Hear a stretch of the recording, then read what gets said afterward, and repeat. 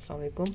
In this video we will discuss the third one, which is benzodiazepine intravenous and as an intravenous anesthetic agent, which is used actually as a pre-operative medication. जब अपने patient को operate करना हो उससे पहले आप benzodiazepine का injection which is commonly used midazolam हम देते हैं, मिडाजोलम यूज़ करते हैं, लोराज़ेपम लेस कॉमन और डायज़ेपम तो बहुत ही रेयर कंडीशन में है जो यूज़ करते हैं, लेकिन midazolam is most commonly used.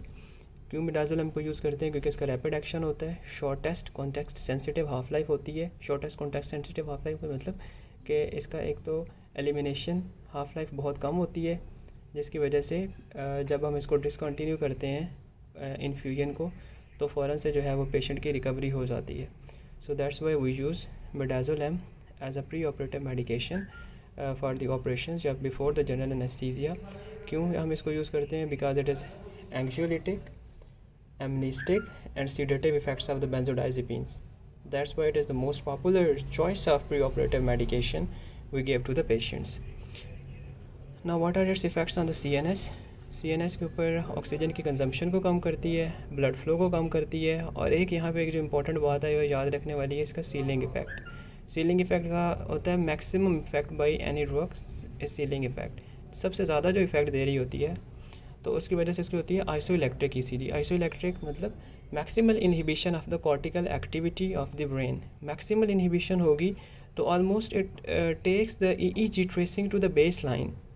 तो बिल्कुल ऑलमोस्ट जो है वो ना होने के बराबर EEG की जो है ट्रेसिंग आ रही होती है, मतलब maximal inhibition of the cortical activity of the brain. So it causes the ceiling effect, जिसकी वजह से आलमोस्ट इसके इंट्राक्रेनियल प्रेशर के ऊपर इतना ज़्यादा कोई फ़र्क नहीं होता. तो इसके सीलिंग इफेक्ट और आइसोइलेक्ट्रिक EEG की वजह से हम इसको सीजर्स के अंदर और ख़ास तौर पे स्टेटस एपिलेप्टिकस के अंदर यूज़ कर सकते हैं. उसके बाद है CVS के ऊपर इफेक्ट्स इसके क्या आते हैं? ब्लड प्रेशर को कम करेगी, कार्डियक आउटपुट पे ऑलमोस्ट इतना ज़्यादा इसका इफेक्ट नहीं होता.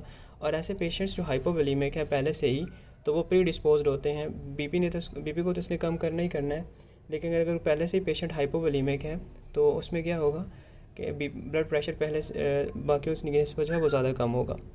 अब हम इसको प्रिवेंट करने के लिए क्या करते हैं कि पहले पेशेंट्स को हाइपोवोलेमिक स्टेट को ख़त्म करते हैं, यानी हम उसको कोई इंट्रावेनस फ्लूइड्स इंजेक्ट करते हैं ताकि उसका हाइपोवोलेमिया पहले ख़त्म हो.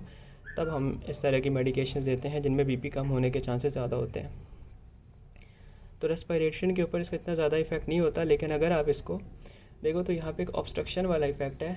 तो it causes the obstruction of the upper Airways. अगर आप इसके देखो हिप्नोटिक इफेक्ट्स की वजह से एयरवेज की ऑब्स्ट्रक्शन भी काज करवा सकती है. इसका अगर सिंगल मेडिकेशन के तौर पर यूज़ किया जाए तो कोई इतना ज़्यादा इफेक्ट नहीं होता रेस्पिरेशन के ऊपर, लेकिन अगर ओपियोइड्स के साथ इसको मिला के दिया जाए तो फिर इसका इफेक्ट जो है वो पोटेंशिएट हो जाता है. It causes respiratory depression. And others are, like you have to remember, is thrombophlebitis is the specific effect caused by the diazepam. Can be asked in the MCQs, just remember it. What are the clinical? I told you it is the most popular pre-operative medication because of its amnestic, anxiolytic and sedative effects. So we use it as a pre-operative medication, intravenous sedation and suppression of the seizure activity.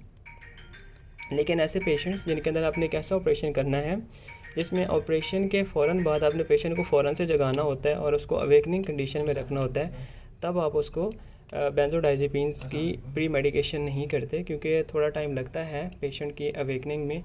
तो इसलिए हम ऐसे patients में जिनमें rapid and sustained awakening at the end of surgery is desirable, we do not use benzodiazepines.